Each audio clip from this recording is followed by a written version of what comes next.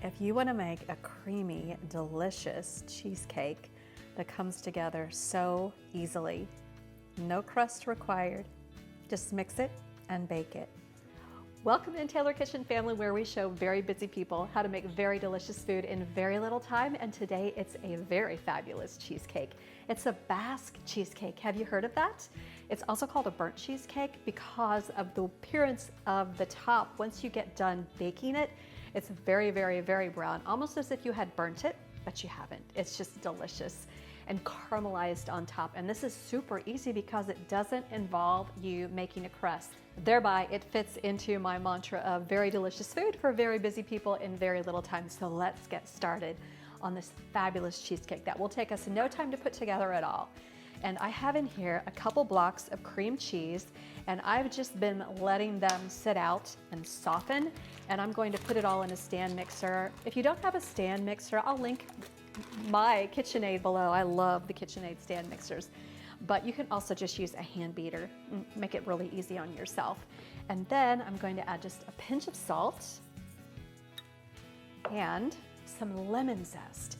And when you grate lemon, grate it right into the bowl that you're going to be making everything in, because there's some essential oils that get distributed when you're actually zesting it, and you don't want to lose any of that because there's so much flavor in all of this. So do it right over your bowl, and then don't waste the rest of the lemon. I have hot lemon water every morning, and so I will cut this into wedges and I'll use it for my hot lemon water, or I'll squeeze it and make a lemon vinaigrette.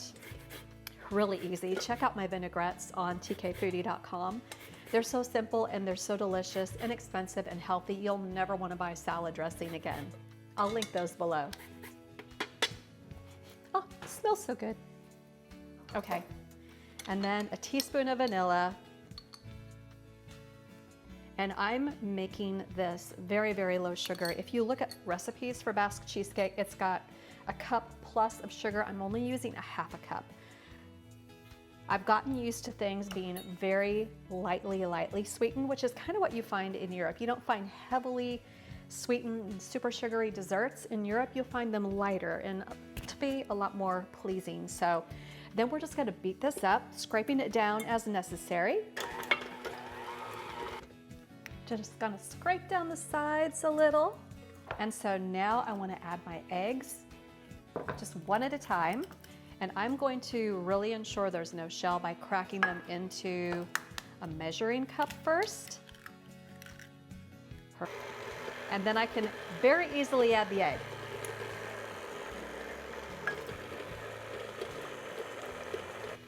Number 3. Okay, that looks pretty light and fluffy to me. Now I just need to incorporate 3 tablespoons of flour. And then I have a cup of heavy cream.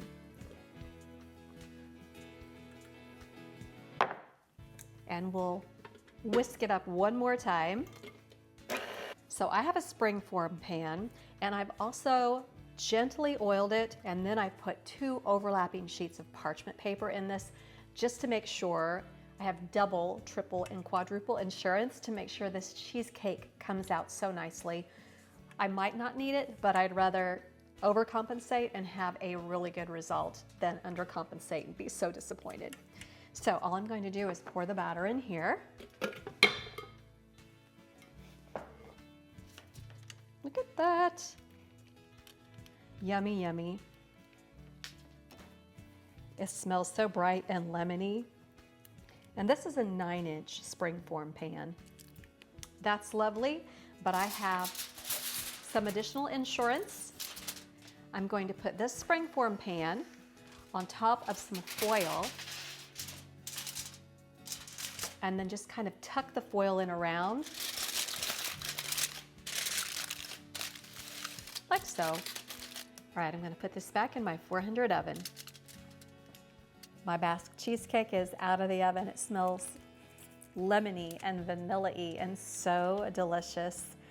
But now the hardest part of this cheesecake is I'm gonna let it set overnight. So I'll see you tomorrow. Hey there, if you haven't yet, please take a moment to subscribe and turn on notifications to our YouTube channel. Click that bell icon below to make sure you get all the latest from us, and give us a thumbs up and leave a comment.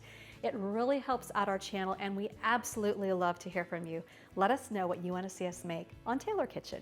Hey there, are you a small, a medium, or even a large YouTube channel that wants to grow your viewers and grow your engagement and your watch hours?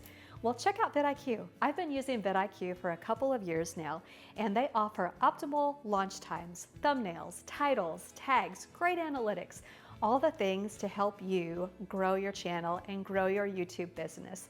If you're interested in knowing more about vidIQ, just click the link in the description box below, and you can get started with vidIQ as well. I've let this cheesecake chill all night in the fridge, and I just need to pop it out of the springform pan. And mine didn't get real burnt on top like they typically do, which I'm okay with that. Not as dramatic looking, and it does sink quite a bit after it cools. However, this is going to be quite delightful. All right, I'm gonna flip so I can peel the paper off very gently.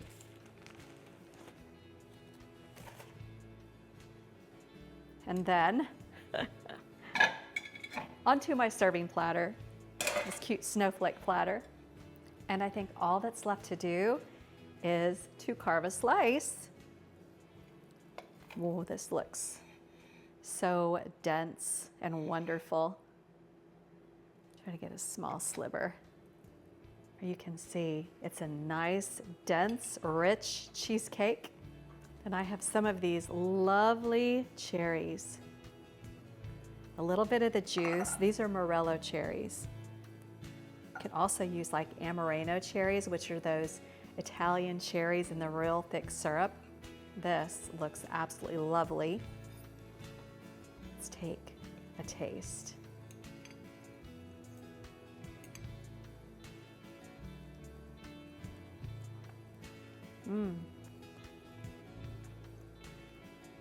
Delicious, super moist and lemony. It's absolutely fabulous. Okay, this super easy Basque cheesecake recipe is on tkfoodie.com. Gotta check it out.